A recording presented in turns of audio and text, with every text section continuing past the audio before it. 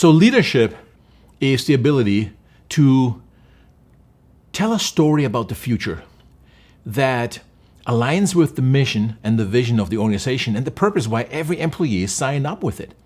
So are you ready to take your organization to the next level? Because if you are a fantastic storyteller.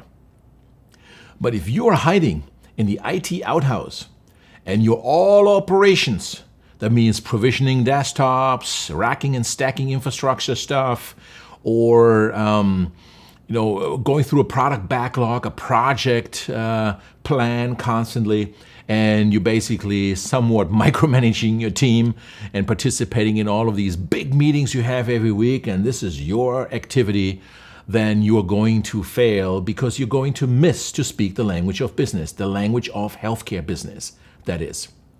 As a healthcare CIO, this is your number one mark. You need to understand the language of healthcare business. It's not enough to be a good IT person. Matter of fact, my advice is get out of IT as soon as you can and get yourself into healthcare. Get yourself into managing high-risk populations and taking on more risk for the organization, because fee-for-service is moving to concierge medicine, and we are moving to accountable care and value-based care. Taking on bundled payments and other payment solutions to help the payers to actually survive, because the fees are way out of whack right now, and you should know that. So as a healthcare CIO, you need to spend majority of your time meeting with providers and healthcare organizations and vendors that enable the triple aim, vendors that enable ACO and value-based care, any type of solutions that lend themselves to increase the Net Promoter Score, the Press Ganey score, employee satisfaction, patient satisfaction, provider satisfaction, intercommunication between different institutions, exchanging data, things like this. This is all stuff you need to know. But you need to know the business reasons behind why it matters, so you can actually produce the metrics for the organization, for your boss, which is hopefully the CEO, not the CFO. We talk about this in lesson number 3. And also the board. Every time you go to the board or the IS steering committee or whatever you might have, the overseeing body of your decisions, because you want to be transparent about those decisions and you are seeking the right guidance for those decisions, right? So it's important for you to base those decisions on business decisions, not on technology decisions. So here's a bad example. If you go to the board to ask for $500,000 to beef up your security because you want to buy a brand new security type of solution, that's not a really good sell.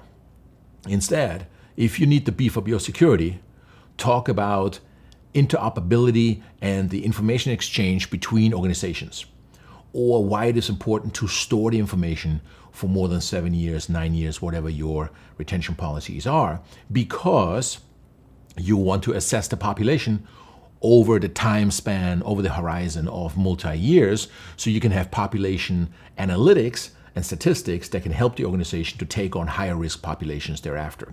So the more data you basically store and are able to process, and the smarter the organization is going to get, and as a result of that, you're going to enable the organization with horizon type of based information to take on higher risk populations in the counties and the zip codes that you are operating in. This is a much better story than just saying, I need to buy secure high velocity disks. We need to have a new disk array that I can put in. And now you're forcing everybody to speak the language of IT, and that's not really good, because that's not your job. It's not everybody else's job to understand your language. It's actually your job to speak the business language. And this is why CIOs in healthcare specifically are chosen today that have a huge business background. So it's not just the ones that with the technology and the build systems back in the past. Those days are over. What's really important is when we talk about digital transformation, it's important for you to understand that your job is to integrate, not to build. That is key. Now, it's okay to customize to meet specific goals in terms of efficiency and quality to meet the triple aim, but you should do so with vendor solutions within the scope of vendor solutions, right? Especially hybrid type of cloud scenarios. You still want to retain control of the data. I highly recommend that you store the data, at least a copy of it locally, but make no mistake about it. To process the data, to look at the data in a certain way, it's going to be increasingly important for you to do that cost effectively and not to build these type of solutions from scratch and asking your organization to basically wait 2 years until you're done with it. Not a good thing. So what are some of the early indicators that you are not doing such a great job integrating and you are more building? One of the key indicators is that your projects are way too long. If you have a list of projects and you communicate those projects to your IS steering committee or your overseeing body of your decisions, and the answer is this is a 6 months project or longer, you're most likely building something. That's not good. It's a red flag. So the answer should be more like, we have a 6 weeks project to create 5 new reports on this particular platform that will give us additional statistics on and enable us to take on high-risk populations in a specific zip code.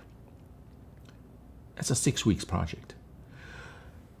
Now, this is not easy, right? Because you are used to,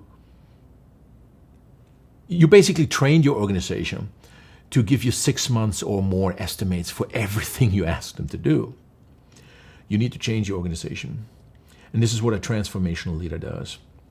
You tell a story about, you're looking at the future of technology, not so much about building everything yourself, but integrating. You're looking into workflow integrations of various platforms already out there. You can do that with existing technologies. There are many out there, workflow integrations, Zapier, Zoho Flow, Microsoft Flow, Google has one as well. And everybody has it these days. That's just what it is. And I don't want to tell you which technology to use, but what I'm asking you to evaluate is, are your project estimates too long that the team is giving you?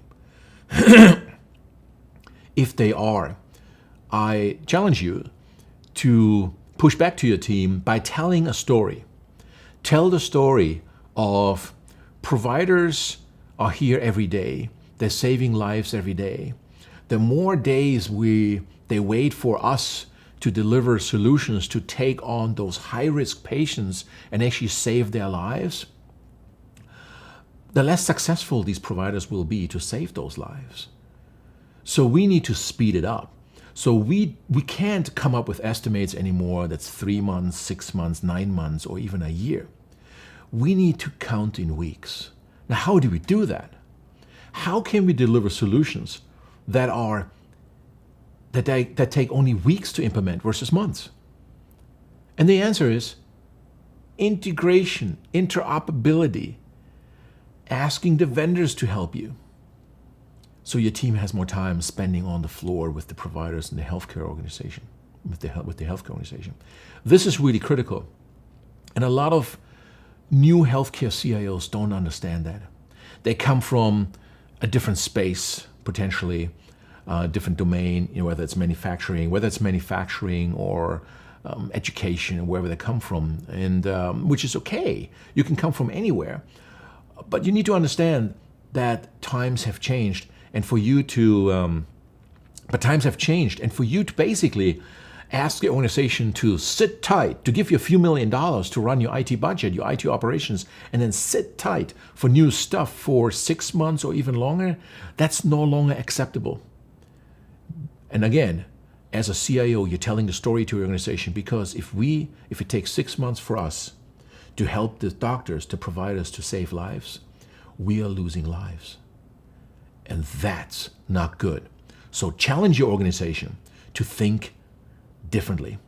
And I don't even say think outside the box. No, what I'm saying is there is no box. Think about how you can integrate securely in an interoperable manner, cost effectively, today versus tomorrow, and integrate tiny features, tiny solutions. One every week. Try to get things out all the time. And it's actually a lot of fun when you do that. And just think about when the organization can celebrate more wins and they actually enjoy themselves to get new features out to the organization. And now the doctors, they see something new pop up or whatever it is. And we talk about this how to roll out projects in another episode. But it's really exciting. And if you do it in tiny bits and pieces, more transformational in nature, then you're not scaring the organization. It's not a big bang type of rollout. These big bang type of system rollouts are very costly to the organization and often do cost you all of your political capital, and you're not going to make it as a CIO. And if you take that on early, you might only have a runway of about 2 to 3 years. And that's a real problem. So in order for you, for your own sake, to not experience a lot of anxiety and actually enjoy your job and help the organization to feel great about coming to work every day and delivering real value to the providers who are saving lives, now they in turn know that they're also saving lives. And it's just a great, fantastic, dynamic organization in a very agile, it's a very agile organization that's delivering value all the time. And features don't even necessarily need manuals anymore. Right? We used to deliver a lot of stuff and then we need to retrain everybody, spend a lot of time on documenting everything and what have you. You don't do that anymore these days. You are looking for opportunities to implant tiny with surgical precision, tiny workflow steps, activities, or take activities away, improve how the data is visualized and things like this. You're looking for these kind of opportunities. Right? So when the doctor opens up the EMR or they go to a terminal or somewhere else, yes, there's something has changed, but it's not really disrupting them. It's not getting in the way. Matter of fact, things are a little bit faster. Oh, there used to be 2 steps and now there's only 1 step in between. Or, oh, I just took some clinical notes and they're already transcribed for me. And guess what? They're coded for me already too. That's pretty awesome. Or I have a Sigma alert because there's an adverse reaction alert for the medication, but I can choose to ignore it or I go with it. But you don't show pop-ups, you don't get in the way, you don't change the whole workflow, all the forms, what they look like. You do it incrementally. And that is transforming the organization into the digital age over time, but all the time. This is critical. Over time, but all the time. Not at some point, all the way. That's not good. Right? Providers don't like this. Have you ever done an Epic installation or a Cerner rollout for an organization? It's a big bang traditional rollout. It's very disruptive to the entire organization, and you might not politically survive that as a CIO. But these are the rare circumstances, these big, super massive rollouts of a new platform that touches everybody or in the organization. You might do that only every 10 to 15 years. Right? So the future is no longer about big bang rollouts. The future is about tiny inches every week, tiny inches every week. And you can do that if your organization speaks the language of healthcare, aside from knowing technology.